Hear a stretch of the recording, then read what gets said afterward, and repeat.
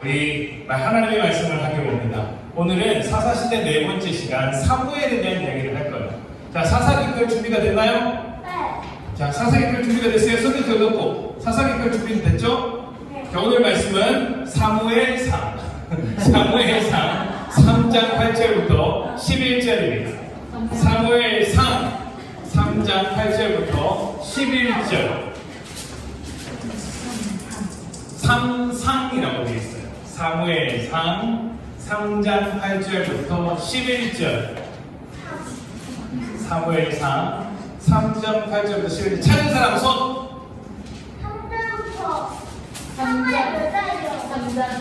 3장 8절부터 11절. 찾은 사람 손. 아, 찾았나요? 손. 좋습니다. 자, 다 같이 읽어보겠습니다. 오늘 말씀은 길어서 다 같이 읽어볼게요. 자, 와, 오늘 예배 굉장히 반전이 넘치죠? 자, 우리 다 같이 읽어볼 거예요. 자, 시작. 여호와께서 사무엘을 세 번째 부르셨습니다. 사무엘은 일어나 엘리에게 가서 말했습니다. 제가 여기 있습니다. 저를 부르셨습니까? 그때서야 엘리는 여호와께서 어린 사무엘을 부르셨다는 것을 깨달았습니다. 그래서 엘리는 사무엘에게 말해주었습니다. 잠자리로 돌아가거라. 다시 너를 부르는 소리가 나면 여호와여 말씀하십시오. 저는 주님의 종입니다. 제가 듣겠습니다. 라고 말하여라. 그래서 사무엘은 다시 가서 잠자리에 누웠습니다. 여호와께서 그곳에 서 계셨습니다.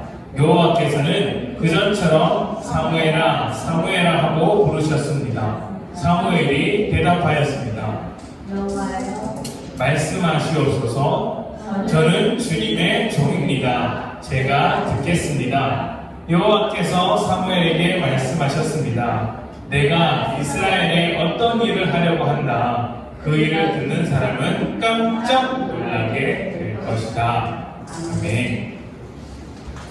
자, 오늘은 사무엘에 대한 이야기를 할 거예요. 사사시대 네 번째 사무엘에 대한 이야기예요. 자, 우리는 지금 사사들이 활동했던 시대에 대해서 계속해서 이야기를 하고 사사들이 어떻게 나왔고 어떤 사람들인지에 대해서 이야기를 했었어요. 반복해서 이야기를 했기 때문에 아마 여러분 기억 속에 많이 남아있을 것 같아요. 사사는 하나님께서 부르신 이런 영웅들과 같다고 했죠. 스파이더맨과 같이 활동했던 영웅들이 사사들이다라는 이야기를 했었어요. 자, 그런데 여러분, 영웅들이 필요한 때는 언제일까요? 지난주에 우리 한번 살짝 이야기했었는데 영웅들은 언제 필요할까요? 도움이 필요해요. 위기가 생겼을 때, 도움이 필요할 때죠. 바로 이런 순간이에요. 아주 위험한 순간. 내 아들이 갇혔어요. 내 아들이 곧 떨어질 것 같아요. 괴물이 나타나서 온 동네를 엉망진창으로 만들어 버렸을 때, 아니면 큰 재난이 찾아와서 사람들이 위험에 빠졌을 때, 그때 우리는 그 위험을 극복하고 누군가가 우리를 도와주었으면 하는 생각을 갖게 돼요. 영웅을 기다렸죠. 그래서 영웅들이 이렇게 위험해서 아들도 구해주고 또 사람들을 도와주면 좋겠다라는 생각을 하는 거예요. 어려움이 찾아올 때 영웅들이 등장해서 모든 문제를 해결해 주는 것이죠. 우리가 그동안 배웠던 사사들은 누가 있어요? 기드온이 있었죠. 또 누가 있어요? 삼손도 있었어요. 또 평범한 여인이었지만 누가 있었어요? 룻이 있었어요. 근데 룻은 사사는 아니었어요. 사사 시대에 등장했던 평범한 여인이었어요. 그러나 그 평범한 여인을 통해서도 하나님은 하나님의 뜻을 이루어 가신다는 걸 배웠죠. 어쨌든 기드온이나 삼손과 같은 수많은 사사들이 등장해서 영웅과도 같은 활약을 보여주었죠. 룻에게 함께 하셨던 것처럼 기드온과도 삼손에게도 함께 하셔서 하나님께서 그런 영웅적인 활약을 하도록 하신 거예요. 어려운 사람들은 어려운 사람을 도와주는 건 아주 멋진 일이죠. 기드온이나 삼손은 아주 멋진 일을 했던 거예요. 그런데 그 기드온과 삼손이 활약했던, 사사들이 활약했던 그 이야기 속에는 숨겨진 함정과도 같은 것이 하나 있어요. 숨겨진 내용이 하나 있어요. 자, 여러분, 영웅들이 많이 등장했다는 건 어떤 의미일까요? 영웅들은 언제 등장하는 거였어요? 위험에 빠졌을 때, 어려울 때, 문제가 많이 발생했을 때, 심각한 문제가 발생했을 때 그 문제를 해결하기 위해서 영웅들이 등장한다고 했죠. 목사님이 아까 말했던 것처럼 이렇게 아들이 갇혔어요. 내가 도저히 꺼내줄 수 없는 상황에 아들이 갇혀 있어요. 라고 했을 때 이렇게 영웅이 등장해서 구출해 주기를 바라죠. 그런데 방 안에 아들이 갇혔어요. 그런데 나한테 열쇠가 있어요. 그럼 영웅이 필요할까요? 아니요. 그냥 문을 열어주면 돼요. 심각한 위험이 없으면 영웅이 필요하지 않아요. 근데 영웅이 필요한 순간은 언제예요? 심각한 위험에 빠졌을 때잖아요. 근데 그 영웅이 사사시대 때 굉장히 많이 필요했었어요. 사서가 나타나서 구해주면 또 문제가 일어나고, 또 구해주면 또 문제가 일어나고, 또 구해주면 또 문제가 일어나고. 이게 무슨 말이에요? 계속해서 아주 심각한, 그리고 큰 위기가 닥쳐왔다는, 큰 위험이 그만큼 많이 생겼다는 거죠. 그냥 한 번 구해줬더니 괜찮은 게 아니고 계속해서 반복해서 위기가 찾아왔다는 뜻이에요. 문제는 그 위기가 왜 찾아왔느냐는 거예요. 왜 찾아왔을까요? 이스라엘이 죄를 지어서, 이스라엘이 하나님의 말씀을 듣지 않아서, 이스라엘이 우상을 섬겨서, 하나님의 말씀을 무시하고 율법도 지키지 않고 하나님의 뜻은 온데간데 없고 자기 하고 싶은 대로 우상을 섬기면서 살았기 때문이죠. 하나님은 너희가 가나안 땅에 들어가면 내가 보기에 거룩하고 정직하게 살아야 해, 서로 사랑하면서 살아야 라고 이야기를 했는데, 그렇게 살아야 할 이스라엘이 죄를 지었어요. 죄를 지으니까 어떻게 돼요? 고통이 찾아와요. 고통이 찾아오면 어떻게 돼요? 사사를 보내줘서 구원해 주는 거예요. 근데 그 짧은 사사 시대 동안 이렇게 많은 사사들이 등장하는 거예요. 사사가 총 몇 명이에요? 12명이에요. 12명. 성경책에 나온 사사의 이름만 12명이에요. 그리고 오늘 말씀에 등장하는 사무엘까지 더하면 13명이라고 할 수 있어요. 물론 여기에 안 나온 사사들도 있을 것 같아요. 왜 이런 일이 발생했다고요? 이스라엘이 죄를 지으면 사람들이 고통을 당하고, 고통을 당하면 사사가 등장하죠. 사사가 등장해서 구원을 해줍니다. 이렇게 해서 구원을 받아서 끝나면 되는데 사람들이 또 어떻게 한다고요? 또 죄를 지어요. 이걸 몇 번이나 했을까요? 120번. 적어도 12번 했었어요. 적어도. 왜냐하면 사사가 12명이 나왔잖아요. 12명이 나와서 계속해서 반복하는 거예요. 근데 여러분 잘 생각해 보세요. 왜 12명의 사사를 소개했을까요? 여러분이 모를 수도 있는데 이스라엘의 지파는 총 몇 개일까요? 맞아요. 12지파예요. 12지파예요. 그래서 12명의 사사가 나온 거예요. 물론 각 지파마다 있었던 사사는 아니지만 그렇게 12번이나 너희가 죄를 반복했다. 다시 말하면 모든 지파가 죄를 짓고 있다는 것을 가르쳐 주기 위해서 이 말씀을 기록한 거예요. 그래서 사사기 마지막에 보면 이스라엘이 얼마나 심각한 죄에 빠졌는지에 대한 이야기들이 많이 나와요. 한 번 잘못한 것은 실수일 수 있어요. 그렇잖아요. 한 번 잘못한 건 실수일 수 있어요. 그런데 한 번 잘못한 건 실수지만 2번, 3번, 4번, 5번, 10번, 12번 반복하는 건 실수일까요? 아닐까요? 아니에요. 12번이나 반복하는 건 실수가 아니에요. 그건 일부러 하는 것이고요. 또 아니면 일부러 하는 것까지는 아니더라도 잘못인 줄 알지만 내가 별로 신경을 쓰지 않는 거예요. 이게 잘못인 걸 알지만 뭐 잘못하든 말든 무슨 상관이야. 나는 나 하고 싶은 대로 할래 하면서 계속 똑같은 일을 반복하는 거죠. 하나님께서 하지 말라고 하셨는데도 불구하고 안 듣는 거죠. 그러니까 반복하게 되는 것이죠. 반복해서 죄를 저지르면, 여러분 재판장에 가면 반복해서 죄를 저지르면 처음 죄를 저질렀을 때보다 훨씬 더 큰 벌을 받아요. 한 번은 용서해 주지만 2번, 3번은 용서 없는 게 재판장이에요. 범죄가 커지면 커질수록, 반복되면 반복될수록 더 심각한 벌을 받게 되죠. 그렇게 계속해서 죄를 저지르면 나중에는 아예 포기를 해버려요. 어떻게 포기를 하냐면 감옥에 가는 이유는 너 잘못했으니까 여기서 반성해. 그리고 감옥에서 나왔을 때 이제 죄를 짓지 말고 살아. 이렇게 해서 감옥에 보내는 건데, 감옥에 들어가서 너는 이제 변화되지 않겠구나 포기해버리면 영원히 감옥에서 살아. 이렇게 가둬버리는 거야. 무기징역을 당하는 거죠. 근데 계속해서 반복해서 죄를 지으면 그렇게 감옥에 영원히 갇히는 삶을 살게 되죠. 반복해서 죄를 저지르면 심각한 죄라고 보는 거예요. 여러분도 반복해서 잘못할 때가 있지 않아요? 반복해서 나쁜 일을 할 때. 그럴 때 어떻게 돼요? 부모님께서 이거 하면 안 돼 라고 이야기를 하는데, 처음에는 그 말을 듣고 나 안 해야지 라고 하다가 그 다음날 해요 안 해요? 해요. 잘 아닙니다. 하죠. 목사님도 해요 사실은. 부끄러운 행동이지만 할 때가 있어요. 그러면 부모님께서 뭐라고 하세요? 처음에 하지마. 그 다음에 또 해요. 그러면 하지마. 또 해요. 그러면 또 하면 어떻게 돼요? 진짜 심하다요. 진짜 쓰게도 맞고 벌을 서기도 하고 때로 엄청 크게 야단 나기도 하죠. 혼을 나기도 해요. 근데 부모님께서 왜 그렇게 혼을 낼까요? 그 잘못을 고쳐야 하기 때문이죠. 그런데 여러분이 말을 안 듣고 또 이렇게 해서 12번 아니 120번을 반복했다고 해봅시다. 그럼 부모님께서 나중에 뭐라고 할까요? 집 나가.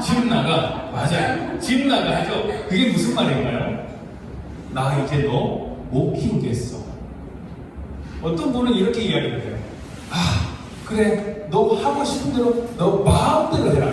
이렇게 하시는 분도 계세요. 무슨 말일까요? 이제 나 너한테 잔소리 못 할 것 같아. 못 키울 것 같아. 너 알아서 살아. 이런 의미예요. 다시 말하면 너 포기하겠다는 거예요. 굉장히 무서운 말이에요. 굉장히 무서운 말이에요. 너 이제 내 아들 아니야. 내 딸 아니야. 나 못 키울 테니까 너 마음대로 살아. 그 대신 네가 책임져야 돼. 이런 의미입니다. 너가 밥 해먹고 네가 옷 사고 네가 돈 벌어서 너가 마음대로 해야 돼. 이런 의미죠. 많이 들어본 이야기예요? 많이 들어본 이야기예요? 자, 근데 이런 이야기 듣고 혹시 이런 마음 품는 친구 있어요? 우와! 내 마음대로 해. 신난다! 야호! 이런 사람이 있어요? 그런 사람이 있다면 여러분 정신 차려야 돼요.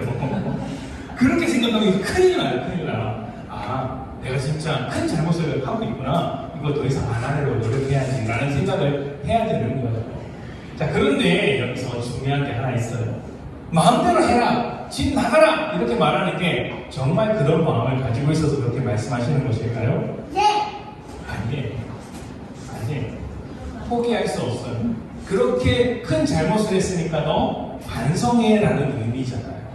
그래서 내 마음대로 살아야지 말고 아니에요. 제 마음대로 안 할게요. 잘못했어요. 라고 말하는 게 잘하는 거예요. 여러분도 눈치가 있으니까 그 정도를 알잖아요. 자, 마음대로 해라라고 말씀하시면서 포기하는 이야기했지만 부모님은 포기하지 않아요. 그런 것처럼 잘못해도 계속해서 잔소리를 하시는 것, 또 혼을 내고 이야기하는 건 포기하지 않겠다라는 의미죠. 이런 것처럼 내버려두지 않는 것처럼 하나님께서도 우리에게 너희가 계속해서 이렇게 반복해서 죄를 짓고 있지만 내가 계속해서 사사를 보내고 있어. 내가 너에게 계속 말하고 있어. 나는 너를 포기할 수 없어. 라고 해서 이렇게 반복된 이야기가 계속되는 거예요. 만약 하나님께서 너 더 이상 못 키우겠다. 너 계속 12번이나 내 말을 안 들었으니까 난 포기할래. 그랬으면 어떻게 될까요? 이스라엘이 죄를 지었을 때 고통을 당하잖아요. 그러면 그냥 내버려 두면 돼요. 아이고 꽃이다. 아이고 잘됐다. 너 계속 고통당해라. 내 말도 안 듣더니 잘됐네. 이렇게 하시면 되는데 하나님은 그렇게 하지 않고 계속해서 사사를 보내서 말씀을 해주시는 거예요. 자, 하나님은 하나님의 말씀대로 살지 않는 이스라엘에게 그렇게 12번이나 하나님의 말씀을 듣지 않았던 이스라엘에게 한 번 더 사사를 보내는데 바로 누구일까요? 맞아요. 오늘 말씀에 등장하는 사무엘이에요. 자, 사무엘은 특징을 하나 가지고 있었어요. 어렸을 때 아주 중요한 특징을 하나 가지고 있었는데 잠잘 때 하나님을 만났다라는 거예요. 잠잘 때. 여러분 잠자기 전에 기도하나요? 기도 안 해요?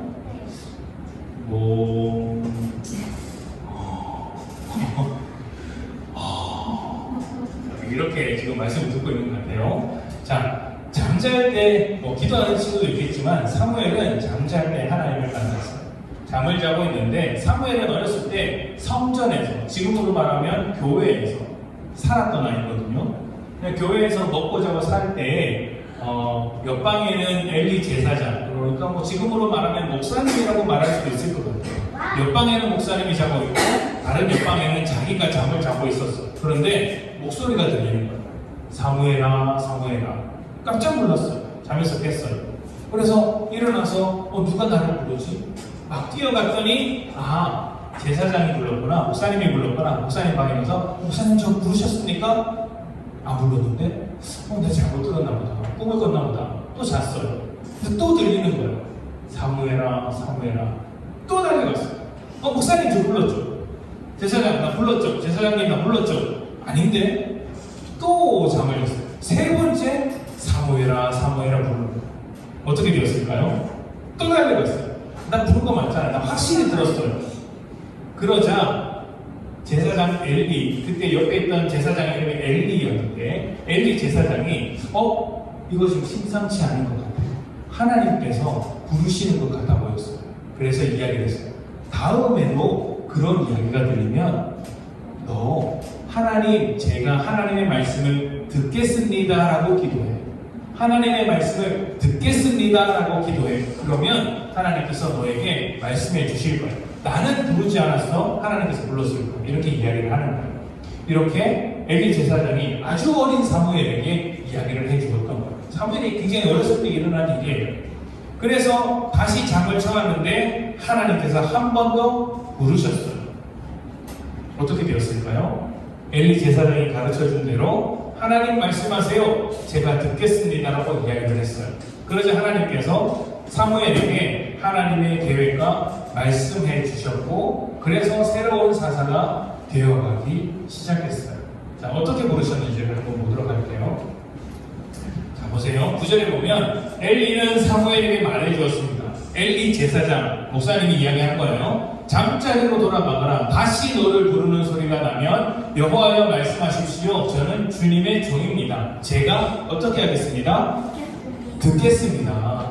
하나님 말씀을 제가 잘 듣겠습니다라고 기도해. 그래서 방에 들어갔더니 또 하나님께서 부르셨어요. 하나님께서 그곳에 서 계셨대요. 여호와께서는 그전처럼 똑같이 사무엘아, 사무엘아 반복해서 불렀던 거예요. 그러자 사무엘이 뭐라고 했습니까? 제가 듣겠습니다라고 이야기를 했어요. 그러자 하나님께서 말씀하셨어요.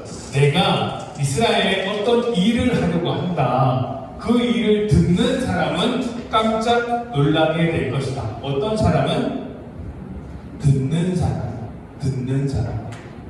사무엘은 말씀을 듣는 사람으로 부름을 받았고, 또 사무엘을 통해서 많은 사람들이 하나님의 말씀을 듣게 되면 깜짝 놀랄 것이라고 이야기를 했어요. 하나님께서 뭘 강조하셨어요?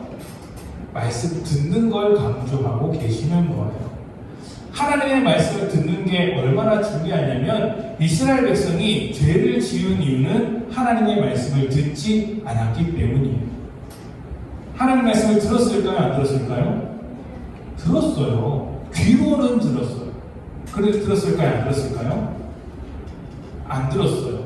마음으로는 안 들었어요. 여러분도 부모님한테 이런저런 이야기를 들어요? 안 들어요? 들어요. 근데 말을 들어요? 안 들어요? 안 듣죠. 여러분 스스로를 잘 알고 있어서 참 감사해요. 안 들어요. 그게 답답하죠. 그래서 하나님이 말씀하시는 거예요. 너희 내 말을 안 들어서 12번이나 죄를 짓고 있는데, 그럴 때마다 난 너희에게 계속 말했다. 나는 포기하지 않고 계속 말할 테니까 너희는 꼭 들어줬으면 좋겠어. 말씀을 먼저 듣는 사람은 내가 특별한 능력을 주어서 그 사람을 통해서 사사와 같은 활약을 하게 만들 거야. 많은 사람들이 그 사람을 통해서 바뀌게 만들 거야 라고 하면서 가장 어린 사무엘에게 말씀을 하시는 거예요. 아무도 하나님의 말씀을 듣지 않은 시대의 가운데 저렇게 어린 아이에게 말씀을 듣게 하셔서 다른 모든 사람들이 부끄럽게 하는 거예요. 한번 생각해 보세요.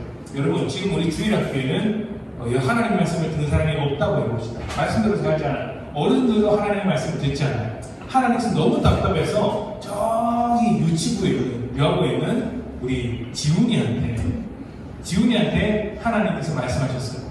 너라도 내 말을 들으면 내가 너를 통해서 이 교회를 바꿔낼 거야. 그래서 지훈이가 제가 그럴게요 해가지고 하나님의 말씀을 듣고 그 말씀을 우리한테 가르쳐주기 시작했어요. 그러면 우리가 부끄러워야 안 부끄러워? 부끄러워요. 아니 저 유치원도 안 다니는 아이도 하나님의 말씀을 듣는데 우리는 안 듣고 있네? 부끄러워. 그렇게 하나님께서 부끄럽게 하라고 사무엘을 불러서 말씀 좀 들으려고 하시는 것이죠. 말씀을 들으면 여러분 어떻게 될까요? 말씀을 듣는 사람은 죄를 짓지 않아요. 이스라엘은 말씀을 듣지 않아서 죄를 지었거든요. 말씀을 듣는 사람은 죄를 짓지 않아요. 하나님의 말씀을 듣는 사람은 하나님의 뜻대로 살아갈 수 있어요. 그리고 하나님께서 부탁하신 일을 이루어낼 수 있어요. 하나님의 말씀을 듣는 사람은 하나님과 아주 가깝게 지내요. 가깝게 지낸다는 게 무슨 의미인지 알아요? 하나님께서 언제든지 도와주실 수 있다는 의미예요. 하나님의 말씀을 듣는 사람은 자신이 변화될 뿐만 아니라 다른 사람도 변화시킬 수 있어요. 놀라운 힘을 가지고 있는 것이죠. 왜 이런 일이 가능할까요? 하나님의 말씀에는 무엇이 있기 때문일까요? 하나님의 말씀에는 무엇이 있어요? 능력이 있기 때문이에요. 하나님의 말씀은 하나님의 능력이 담겨 있어서 그 말씀을 듣는 사람에게는 하나님의 능력이 나가게 되는 거예요. 사사들이 그 능력으로 영웅같이 활동했고 이제 사무엘도 그 능력으로 사람들을 변화시킬 것이고 여러분도 하나님의 말씀을 들을 수 있다면 하나님의 말씀의 능력으로 여러분의 주변을 하나님의 뜻으로 변화시킬 수 있어요. 하나님은 그렇게 하기 위해서 여러분에게 지금도 말씀하고 계신 거예요. 그러면 우리가 하나님의 말씀을 잘 듣기 위해서는 어떻게 해야 될까요? 첫 번째, 성경을 읽어야 돼요. 성경 읽고 있나요? 따라란. 옛날에 읽었어요? 계속 읽어야 돼요. 두 번째, 목장 시간에 목자님이 가르치는 말씀을 잘 들어야 돼요? 안 들어야 돼요? 잘 들어야 돼요. 설교 시간에 말씀을 잘 들어야 돼요? 안 들어야 돼요? 잘 들어야 돼요. 그 모든 말씀이 하나님의 말씀이라고 믿고 내게 주시는 말씀으로 듣고 그렇게 여러분의 마음속에 담아둘 때 그 말씀의 능력이 여러분을 바꾸고 여러분을 통해 세상을 바꿀 것이라고 생각합니다. 지금 시대는 굉장히 어려운 시대, 답답한 시대, 어두운 시대라고 이야기를 합니다. 여러분이 말씀을 두고 가면 이 시대를 변화시킬 수 있어요. 그리고 고통받는 사람을 새로운 길로 인도해 줄 수 있어요. 저는 하나님께서 여러분을 그렇게 부르셨다고 생각을 해요. 여기 모여있는 사람이 한 명, 두 명, 세 명, 네 명, 다섯, 여섯, 일곱, 여덟. 여덟 명이고 우리 목자님까지 한 분, 두 분, 세 분, 네 분, 다섯 합치면 몇 명이에요? 13명이에요. 여기 경북도청 시인도시에서 13명밖에 안 된다고. 그런데 캄캄한 어둠 속에서 촛불 하나 딱 끼면 그 방 전체가 밝아지는 것처럼 우리가 하나님의 말씀을 든 촛불이 될 수 있다면 여러분 주변을 환하게 밝혀줄 수 있어요. 그 촛불의 힘 때문이죠. 하나님의 말씀의 힘이 이렇게 사람들을 바꿔낼 수 있다는 것을 여러분 기억하고 날마다 하나님의 말씀과 가까이 지내는 여러분 되시기를 축복합니다. 아멘. 자, 우리 함께 기도하겠습니다.